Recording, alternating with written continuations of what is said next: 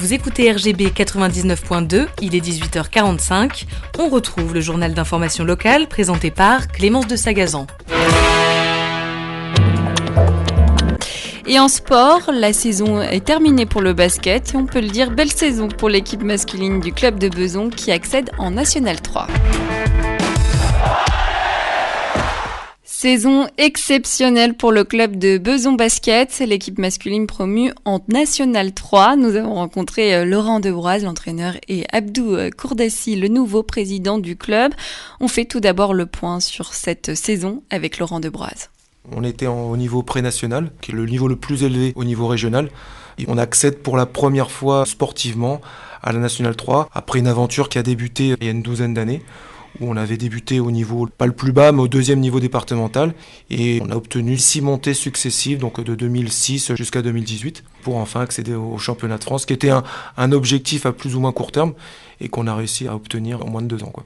Donc c'est une grande fierté. Oui, effectivement, une grande fierté pour une petite ville, avec pas énormément d'habitants, avec essentiellement des jeunes amateurs, parce qu'effectivement, on est un petit club avec des petits moyens.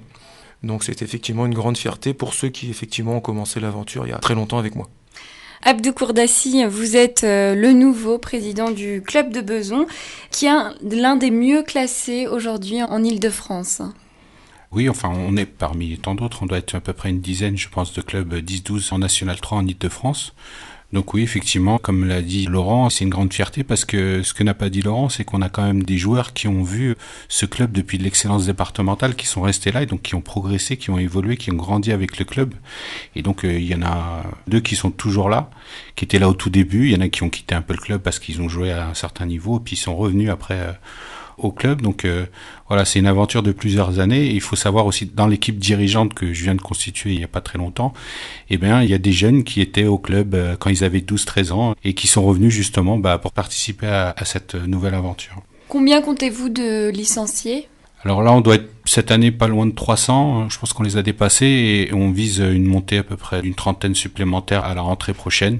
C'est un petit club qui se développe. Et là, pour la rentrée prochaine, il faut savoir qu'on a doublé à peu près toutes les équipes puisqu'on propose aussi du loisir. C'est-à-dire, effectivement, là, on parle que de l'aspect compétition nationale et tout ça, mais on veut aussi garder l'esprit de notre club à la base qui est l'accès au sport pour tous. Et donc, on a doublé toutes les équipes en leur proposant du loisir, uniquement du loisir et pas de compétition.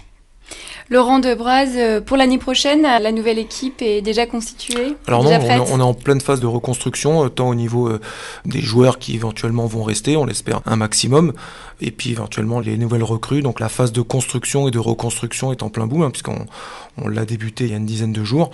On appelle ça la période des mutations qui se terminera le 30 juin pour enfin reprendre, on va dire mi-août, une phase de préparation pour entamer justement ce championnat tout nouveau pour le club mi-septembre. Voilà. Vous êtes ancien joueur de basket. Comment avez-vous vu évoluer le basket dans le Val d'Oise ces dernières années ? Je pense qu'on est en plein essor, puisqu'effectivement il y a de plus en plus de licenciés. Le département effectivement se bouge bien actuellement, avec beaucoup de manifestations qui sont organisées en dehors des périodes de compétition, à savoir des All-Star Games, comme très prochainement à Argenteuil, la semaine prochaine. On a également des opérations strictement réservées aux filles, comme le Ladies Game, qui est organisé depuis, je crois, 3-4 ans facilement.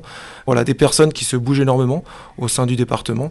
Je pense que nous avons une personne qui se nomme Diana Agandega, qui fait beaucoup de choses au sein du département.